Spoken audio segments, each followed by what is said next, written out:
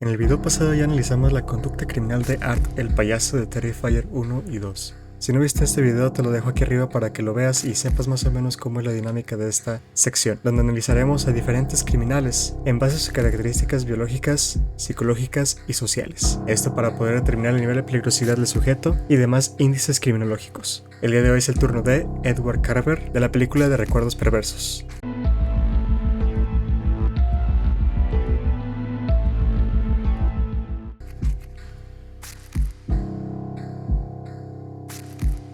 Edward Carver es un ciudadano estadounidense cuyo alias es Ed. Durante su asesinato se le reconoció como el carnicero del río en uno de sus modus operandis que optó. Más adelante hablaremos de esto. Un hombre cuya mucha información no nos dan en las películas. No sabemos su domicilio, ni grado, profesión u oficio, si es practicante de alguna religión, su edad o cualquier otro dato relevante.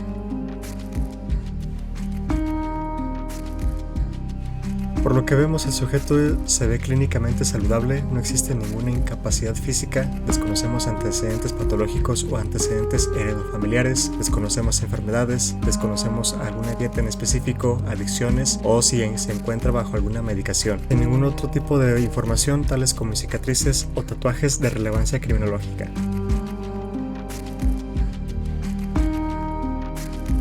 Cuando hablamos de la esfera cognitiva del sujeto, podemos ver cómo es que la atención del sujeto está muy bien desarrollada, siendo capaz de focalizar todos sus sentidos en un solo estímulo. El sujeto cuenta con una gran capacidad de planeación, reflejada en la alta planificación existente en todos sus actos delictivos, anticipando todos sus actos días antes de cometerlos y tener una serie de pasos bien establecidos y sistematizados para cada víctima y cada circunstancia. No deja pasar por alto ningún tipo de distracción o variable que pueda ocurrir durante la comisión de sus delitos. Respecto a las demás funciones básicas, estas se encuentran dentro del promedio, sin destacar otra función más como las anteriores mencionadas. Dentro de su esfera intelectual podemos destacar a un sujeto cognitivo intelectual superior a la media, esto representado en la gran capacidad de solución de problemas, aprendizaje y memoria que tiene dicho sujeto. La esfera emocional es menor a la media, haciendo que en el sujeto sea ausente la empatía por sus iguales. El resto de las formas de pensamiento se encuentran en la media. Emocionalmente es inestable, sus emociones e impulsos determinan su comportamiento. El sujeto no es capaz de controlar sus emociones. Afectivamente es inestable.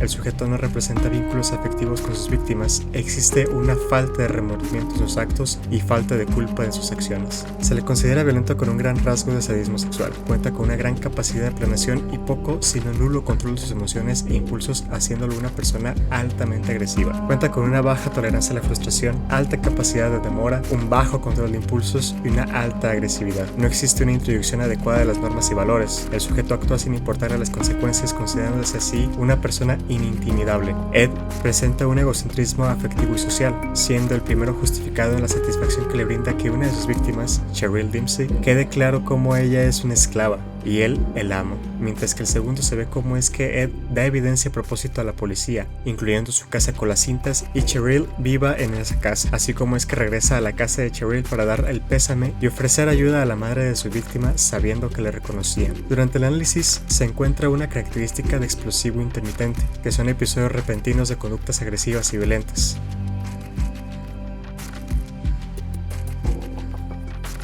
El sujeto se relaciona fácilmente con las personas. Respecto a aspectos familiares, desconocemos cualquier tipo de información, del tipo de familia del que viene, el tipo de relación que tenía el evaluado con su padre o con su madre, si existiese algún tipo de antecedente criminológico en su familia, si llegaron a existir adicciones dentro de su círculo familiar, desconocemos si tiene algún hermano, desconocemos la dinámica del grupo familiar primario.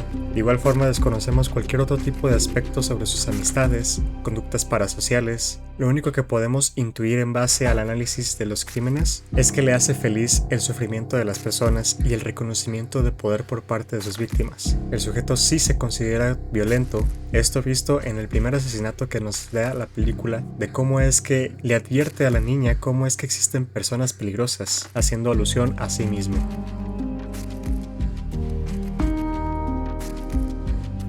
Desconocemos cualquier tipo de datos respecto a su vida escolar. Desconocemos si existieron problemas académicos o conductuales. Desconocemos la relación con figuras de autoridad, si es que existieron deserciones y los motivos de estas. Desconocemos incluso el nivel académico que tiene. Pero viendo el alto análisis además de su gran capacidad de planeación para todos y cada uno de sus crímenes, siendo estos incluso en diferentes circunstancias y elaborados de diferentes formas, podemos decir que el nivel académico que presenta o que refleja es avanzado.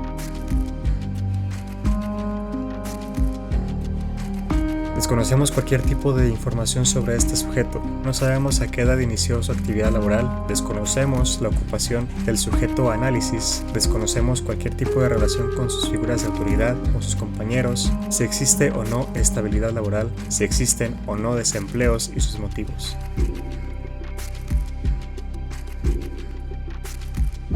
No tenemos una versión del delito actual de parte del sujeto. Sin embargo, durante toda la película se nos hace ver cómo es que la persona graba cada uno de sus actos delictivos. Como ya mencionamos anteriormente, esta es una de las características de este criminal, siendo esta su firma, grabar desde el abordaje de la víctima hasta el último acto cruel que pueda cometer contra esta, dándose incluso el espacio de cambiar las cintas, guardándolas y muy posiblemente viéndolas para recordar el sufrimiento de cada una de sus víctimas. Cambia totalmente su modus operandi, planea con meticulosidad, el sujeto acepta haber cometido todos estos actos y al parecer, según lo que nos reflejan las cintas, el estado en el que se encontraba cuando realizaba todas estas acciones era sobrio. Sin embargo, esta información no es del todo exacta. Durante su abordaje a la víctima existe el uso de violencia, frialdad, premeditación, crueldad, alevosía, planeación y la habilidad. Dentro de los beneficios que obtenía al realizar estos actos era la satisfacción sexual, gratificación afectiva y social de parte de sus víctimas y la policía. En factores predisponentes tenemos un bajo control de impulsos. Se identifica al observar el iter criminis respecto al sujeto, donde la conducta antisocial nace de un impulso incontrolable de ira. Existe un bajo control de emociones. El sujeto presenta emociones que incrementan, al parecer, el impulso de cometer un acto antisocial, generando así un deseo que controla las acciones del sujeto. Cuenta con una agresividad alta, que viene con su falta de control de impulsos, dejando ver un umbral criminal bajo. Respecto a factores preparantes, un poco complicado encontrar dichos factores exógenos o del entorno que prepararan al sujeto para la conducta delictiva,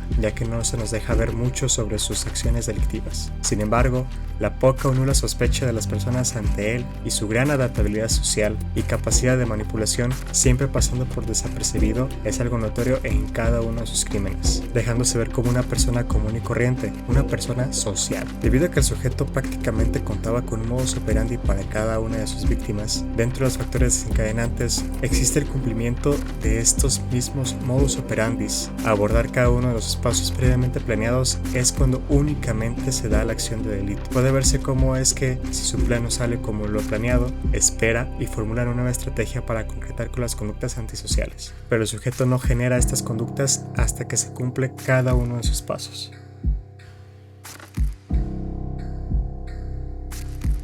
Tras el análisis se concluye lo siguiente: el sujeto de estudio dentro de la clasificación criminológica está catalogado como un criminal genérico, reflejado en la repetición cíclica de diferentes tipos de delitos. A pesar de no contar con antecedentes penales, la cantidad variada de actos delictivos concuerda con una clasificación nombrada. Al momento de estudiar las esferas psicológicas, biológicas y sociales, se diagnostica como un sujeto endocriminal preponderante, es decir, el sujeto no es capaz de controlar sus emociones e impulsos, necesitando poco para llegar al crimen. Al estudiar la criminodinámica se destacó lo siguiente: tipo de criminalidad formal estructurada, contando con un modus operandi, una serie de pasos, en pocas palabras un plan bien estructurado y sistematizado para cada una de sus víctimas. Cuenta con una expansión criminógena contaminante. A pesar de que el sujeto no es capaz de movilizar un grupo, tiene una gran habilidad de manipulación. Esto, sumado a su bajo control de impulsos, no permitiría que alguien se pusiera enfrente de él y lo dominara. Además, recordemos que el sujeto cuenta con un egocentrismo social, buscando siempre la satisfacción de poder y siendo capaz de llegar hasta las últimas consecuencias con tal de que la gente se doblegue ante él. Dentro de los indicadores criminológicos tenemos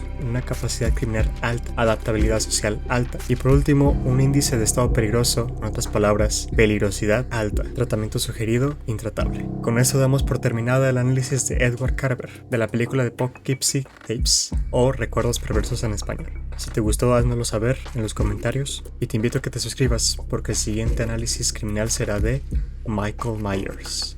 De igual forma tenemos más contenido sobre ciencias forenses aquí en el canal. Si gustas darte una vuelta, allá te esperamos. Que pasen excelente día, excelente tarde y excelente noche. Y lo que te digo de este video no es cuento, es cuento.